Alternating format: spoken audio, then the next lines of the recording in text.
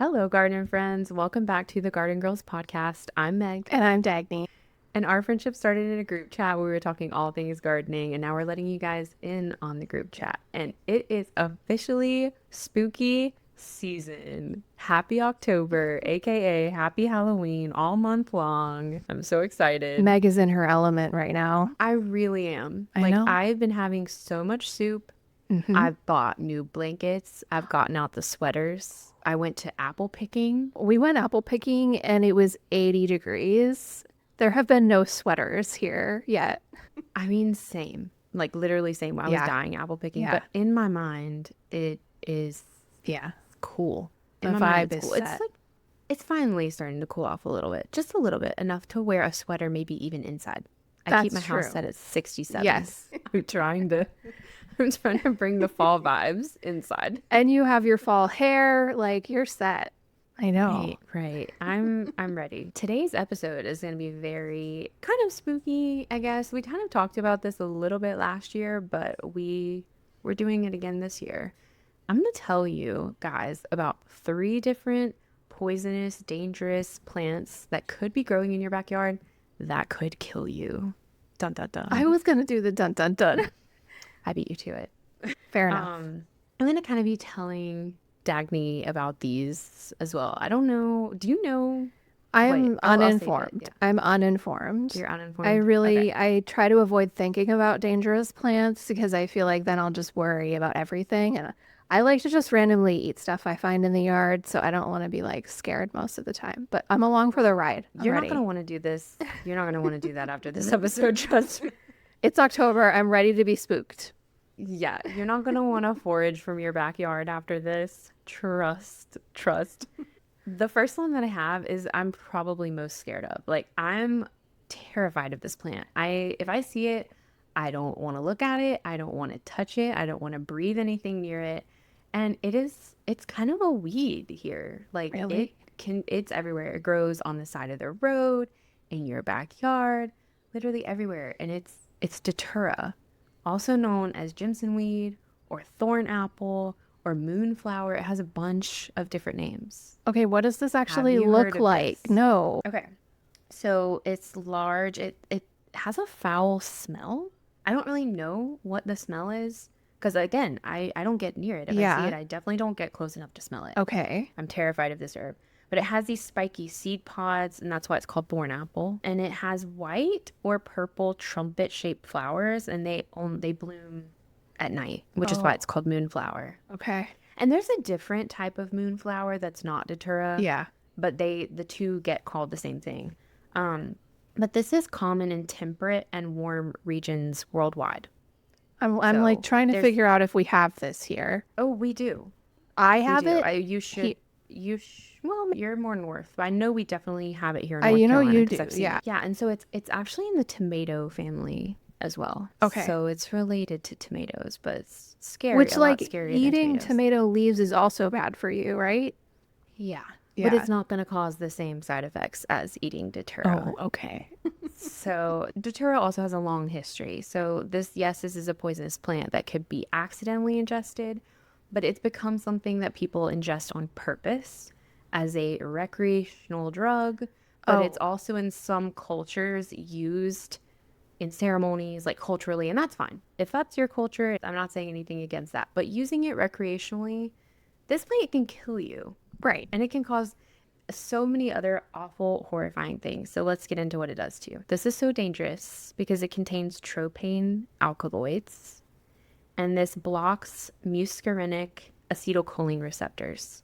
So this is a deliriant. This is not a psychedelic. Okay. Yeah. It's used psychedelically. I think people that are using it recreationally, they think, oh, I'm going to have such a good trip off of this. This is not a psychedelic.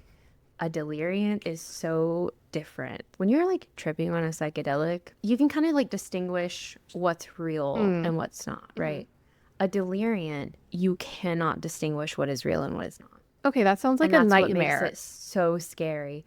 And everyone that has taken this recreationally has reported that it is absolutely horrifying. Like the things that you are seeing, that you're hallucinating, are absolutely horrifying. It is like spiders crawling all over, or You can be standing on top of a building and you can think that you're about to jump into the ocean, but you are about to jump off a building and obviously lose your life. What? It is like that kind of stuff. And your brain cannot physically distinguish what is real and what is not real.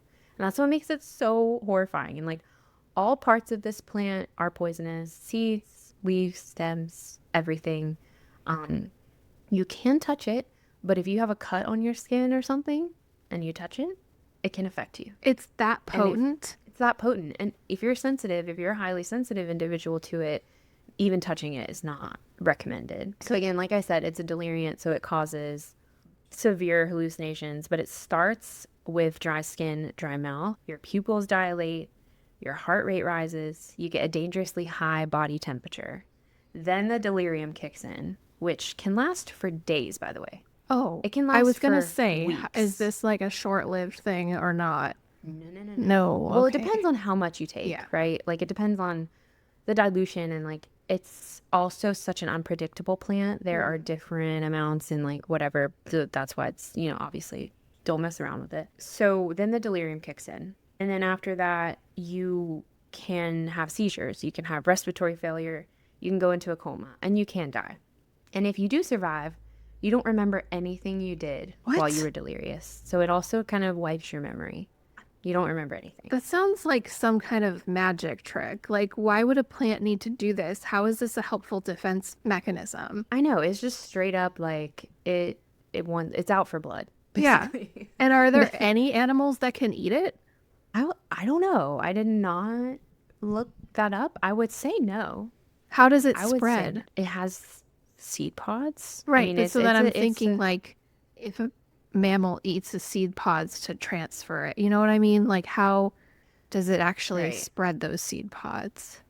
I actually don't know. Maybe we could look that up really quick. If there's any animals that could. I have questions. It's such a fascinating plant, but it's very scary. I would say that this is the one I'm most afraid of, just because I would be so afraid of the delirium. Right. Even no.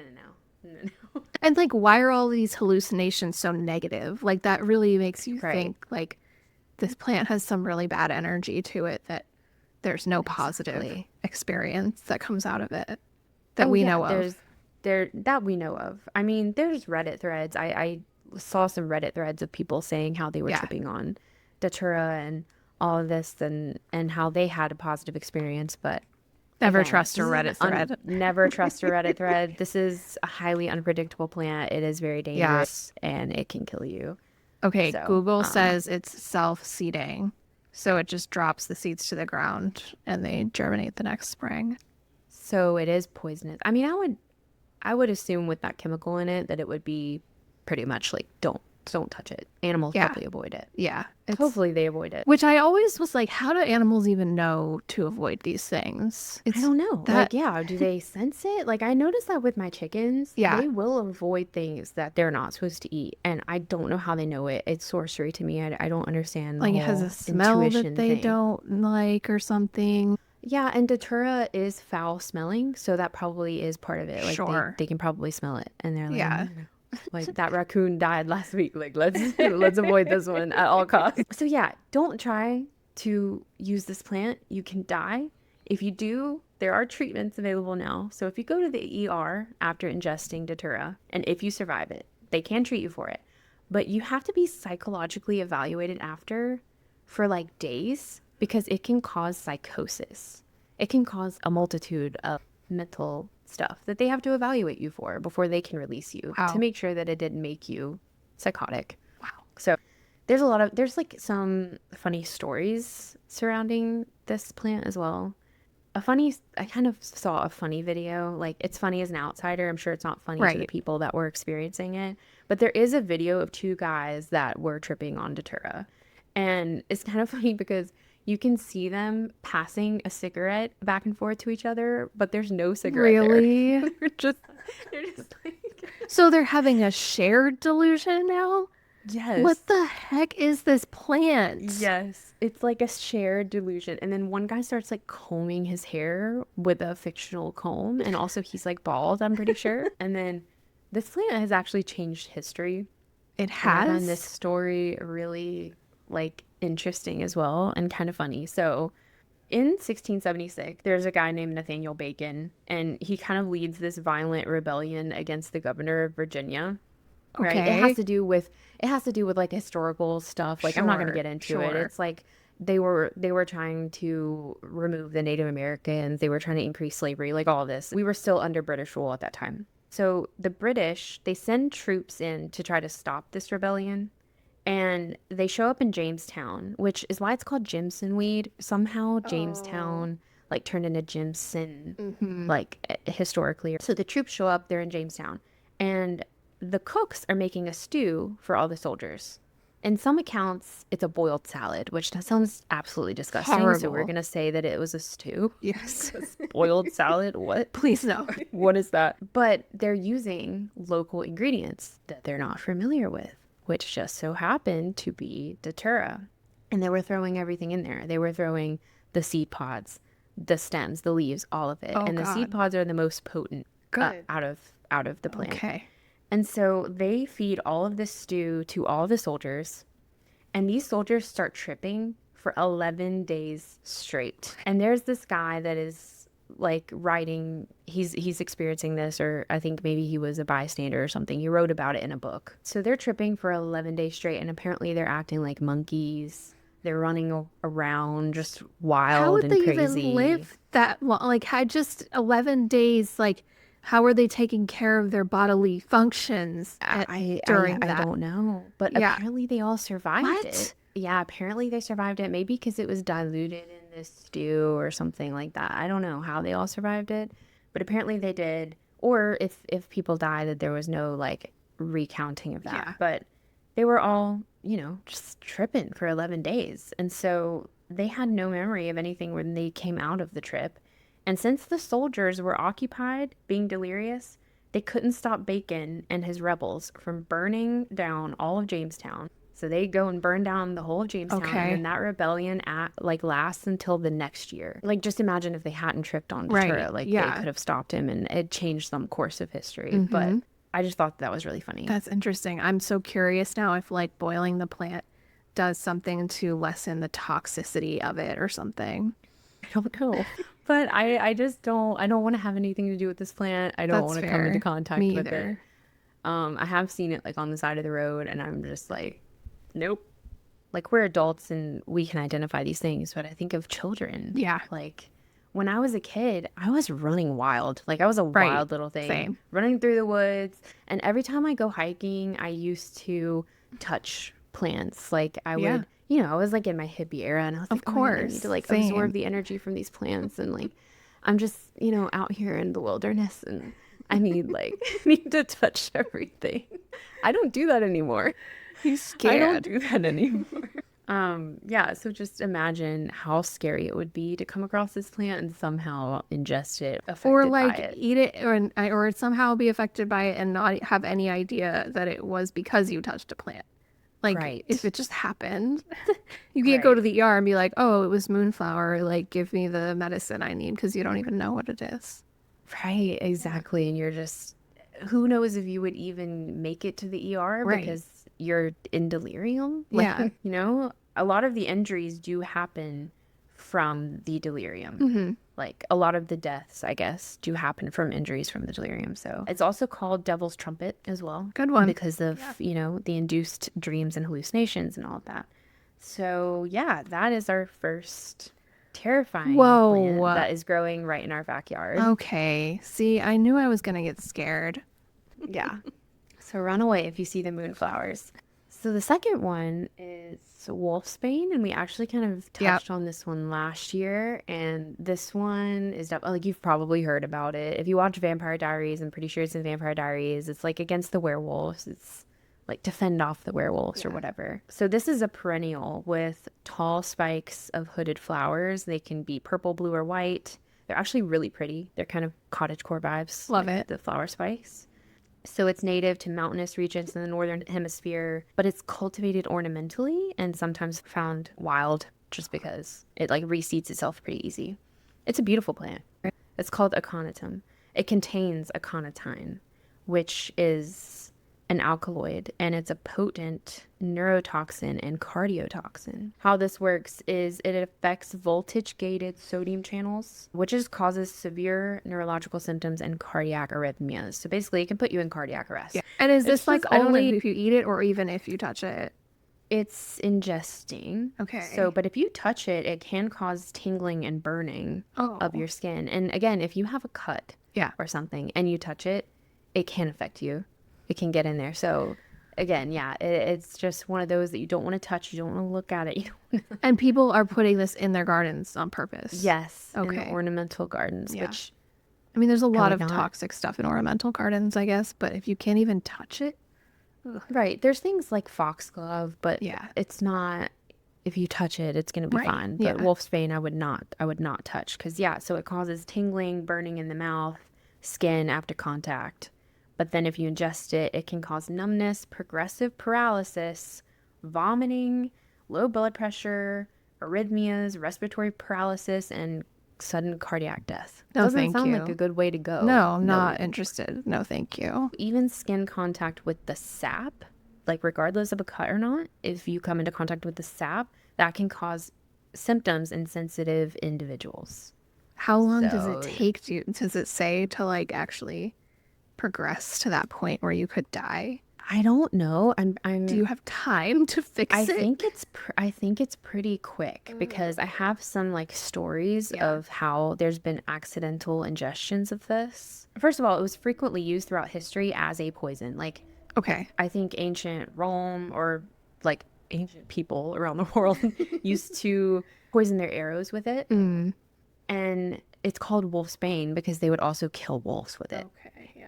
So they would poison the arrow tips and then shoot wolves, I guess. But there's a bunch of historical murder cases and accidental poisonings and stuff like that. I think it's like one of those herbs that may have been in aqua tofana. I mean, I know that the next one we're talking about was probably definitely in aqua tofana, but Yeah. this one was more like it could have been, could have not been. So this is a more recent one. This was a mass poisoning in 2022. Oh, what? Yes. So in China, in Chongqing, I probably butchered that name. I tried my hardest. There was a mass intoxication incident that occurred after 15 people consumed a homemade alcoholic beverage containing wolfsbane. 5 people died as a result of that. Why was it in there?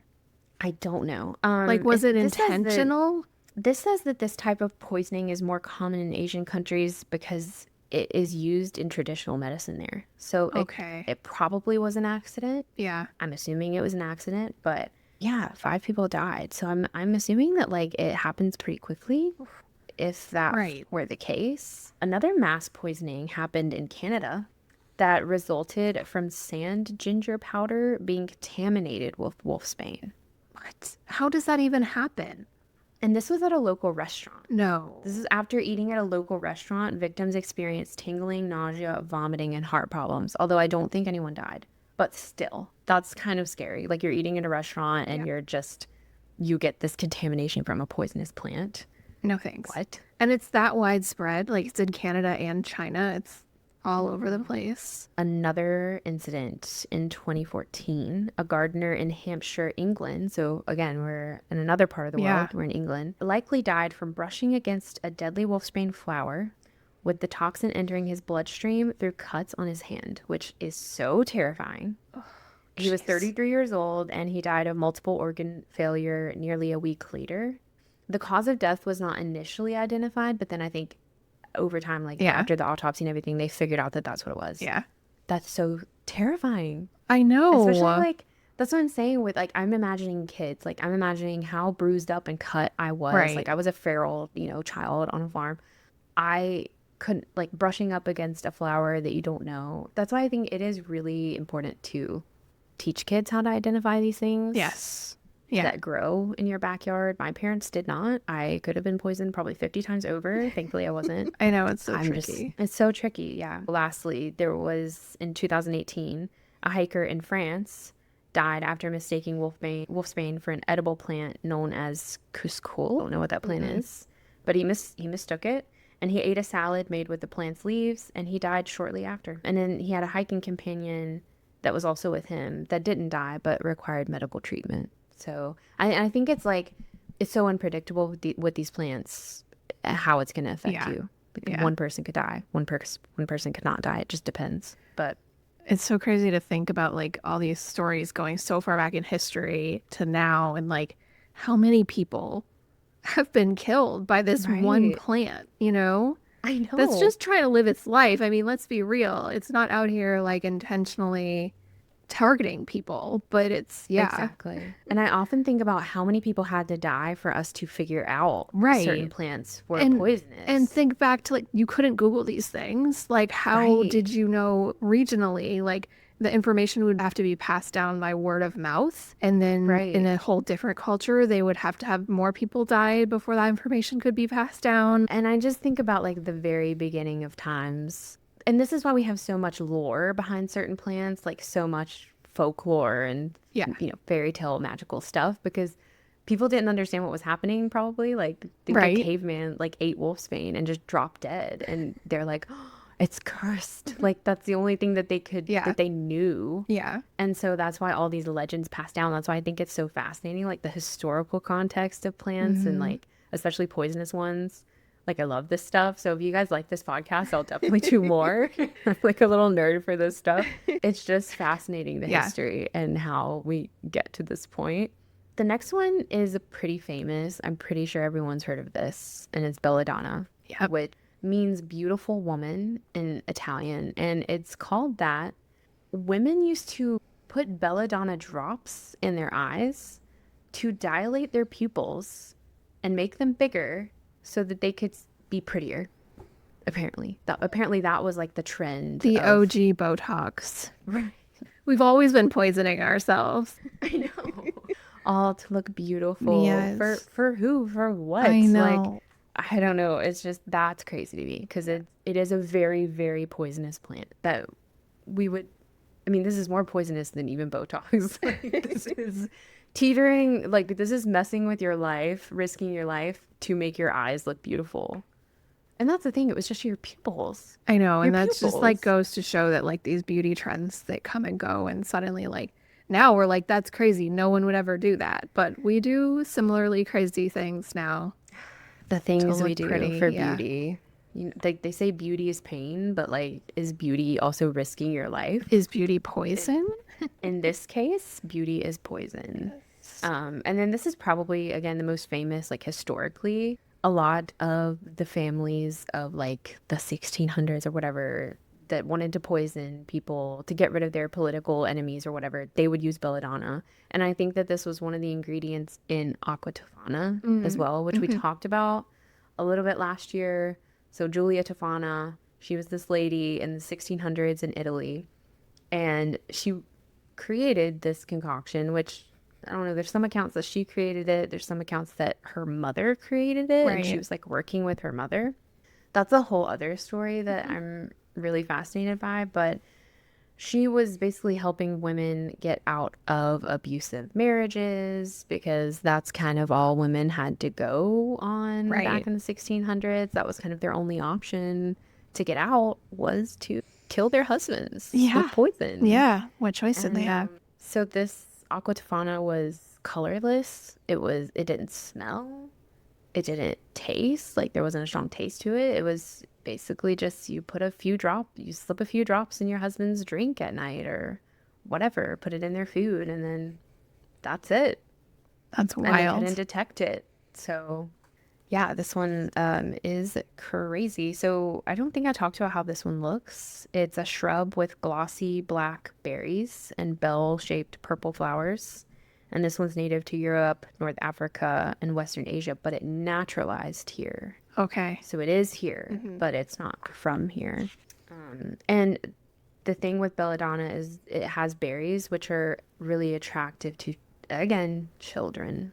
Of They think course. it's blueberries, Yeah. or they think it's some kind of berry that they can eat. You know, when you're a kid and you're like outside playing Yeah. pretend Of and you like course. find plants and find berries or Hmm. whatever. Not good. Um, it's not good. And unfortunately, that's like a lot of the accidental cases of ingesting were children. There was a review of a UK poison data center, that found 62 cases of children deaths from belladonna over a 4-year period.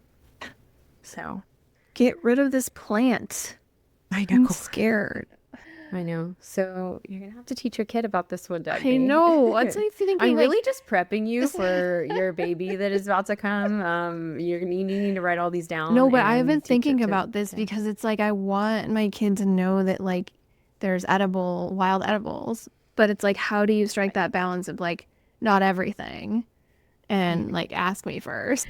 And that's like I would love to be more of a forager, but at the same time I'm scared because it's really easy to mistake Yeah. some of these, Yeah. especially like hemlock.